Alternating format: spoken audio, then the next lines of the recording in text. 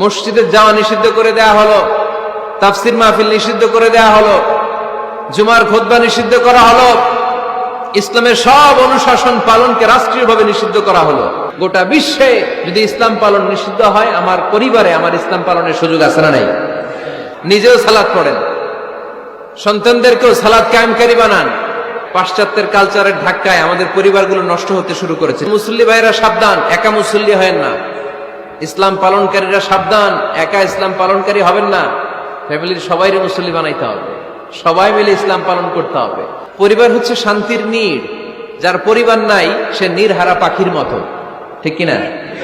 এর সেবা করার কেউ নাই, এর খোঁজ খবর নেয়ার কেউ নাই, একে ভালোবাসার কেউ নাই। পরিবারের ভেতরে আছে ভালোবাসাবাসী, পরিচর্যা, অসুস্থ হলে সেবা শুশ্রূষা, যত্ন আত্মি। আমরা একটা প্রশান্তির জায়গা খুঁজে পাই পরিবারের ভেতরে, ঠিক কিনা? এজন্য আমি যদি জান্নাতে যাই, আমি চাই আমার পরিবারের সবাইকে নিয়ে যাব। এজন্য রাব্বুল আলামিন বলেন, ইয়া হচ্ছে শান্তির নীড়। যার পরিবার নাই সে নীড়হারা পাখির মতো, ঠিক কিনা? এর সেবা করার কেউ নাই, এর খোঁজ খবর নেয়ার কেউ নাই, একে ভালোবাসার কেউ নাই। পরিবারের ভেতরে আছে ভালোবাসাবাসী, পরিচর্যা, অসুস্থ হলে সেবা শুশ্রূষা, যত্ন আত্মি। আমরা একটা প্রশান্তির জায়গা খুঁজে পাই পরিবারের ভেতরে, ঠিক কিনা? এজন্য আমি যদি জান্নাতে যাই, আমি চাই আমার পরিবারের সবাইকে নিয়ে যাব।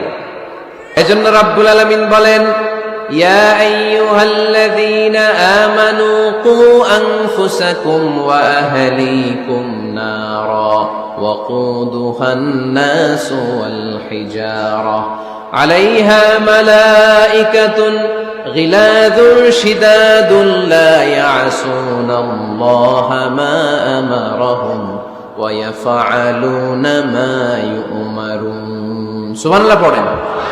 আল্লাহ ডেকে বললেন, ও বিশ্বাসীরা শোনো শোনো, তোমরা নিজেদেরকে জাহান্নামের আগুন থেকে বাঁচাও, নিজেদের পরিবার বর্গকেও ওই জাহান্নামের আগুন থেকে বাঁচাও। যে জাহান্নামের রক্ষী ফেরেশতারা খুব নির্দয়, খুব নির্মম, এদের চেহারায় হাসি নাই। রব্বুল আলামিন তাদেরকে যা আদেশ করে তারা তাই পালন করে। ওই ফেরেশতারা আল্লাহর কোনো আদেশের অবাধ্য হয় না। ওই জাহান্নামকে ভয় করো, আর জাহান্নাম থেকে নিজেও বাঁচো, নিজের পরিবারকেও বাঁচাও। নিজেও বাঁচতে হবে, পরিবারকেও বাঁচাতে হবে। নিজেও জান্নাতে যেতে চাই, আব্বা আম্মা, স্ত্রী, সন্তান, ভাই বোন সবাইকে নিয়ে জান্নাতুল ফেরদাউসে থাকতে চাই, ঠিক কি না? এজন্য রব্বুল আলামিন বিশ্বনবীকে আদেশ করলেন, ওয়া'মুর আহলাকা বিস-সালাতি ওয়াসতাবির আলাইহা। ও নবী, আপনি আপনার ফ্যামিলির সদস্যদেরকে সালাতের আদেশ করেন এবং নিজেও সালাত পালনে সচেষ্ট হন। একা একা সালাত পালন করলে হবে না, আপনার পরিবারের সবাইকে আপনি মুসল্লি বানান। নিজেও সালাত পড়েন, সন্তানদেরকেও সালাত কায়েমকারী বানান। আপনি একা একা নামাজ পড়েন, আপনার ছেলে নামাজ পড়ে না, এরকম আছে না নাই? বাবা নামাজ পড়ে, মা নামাজ পড়ে না, আছে না নাই? ভাই নামাজ পড়ে, বোন নামাজ পড়ে না, আছে না নাই? আচ্ছা, আমি জান্নাতে থাকবো, আমার মা থাকবে জাহান্নামে, এটা ভাল লাগবে? আমি থাকবো জান্নাতে, আমার আব্বা জাহান্নামে, ভাল লাগবে কার কার? আমি থাকবো জান্নাতে, আমার ছেলে মেয়েগুলো জাহান্নামে। আমি জান্নাতের নাজ নিয়ামত ভোগ করবো, আমার স্ত্রী থাকবে জাহান্নামের আগুনে, এটা আমাদের ভালো লাগবে? এজন্য মুমিন পরিবারের সবাই আমরা জান্নাতে যেতে চাই। আমিও যাব, মা বাবাও যাবে, আমার স্ত্রী সন্তানরাও যাবে। এজন্য রব্বুল আলামিন বিশ্বনবীকে বললেন, নবী নিজেও জাহান্নামের আগুন থেকে বাঁচেন, আপনার পরিবার বর্গকেও জাহান্নামের আগুন থেকে বাঁচান। নিজেও বাঁচেন, পরিবারকেও বাঁচান। এজন্য মুসল্লি ভাইরা সাবধান, একা মুসল্লি হয়েন না। ইসলাম পালনকারীরা সাবধান, একা ইসলাম পালনকারী হবেন না। ফ্যামিলির সবাইরে মুসল্লি বানাইতে হবে, সবাই মিলে ইসলাম পালন করতে হবে, সবাই মিলে ঘরটার একটা জান্নাতের টুকরা বানাতে হবে, ঠিক কিনা? মুমিন জীবনে পরিবারের গুরুত্ব অনেক বেশি। ফ্যামিলি হচ্ছে এই পৃথিবীর সর্বপ্রথম ইনস্টিটিউশন, প্রতিষ্ঠান। এক একটা পরিবার এক একটা কি প্রতিষ্ঠান, ইনস্টিটিউশন। গোটা বিশ্বে যদি ইসলাম পালন নিষিদ্ধ হয়, আমার পরিবারে আমার ইসলাম পালনের সুযোগ আছে না নাই? কথা কি বুঝতেছেন?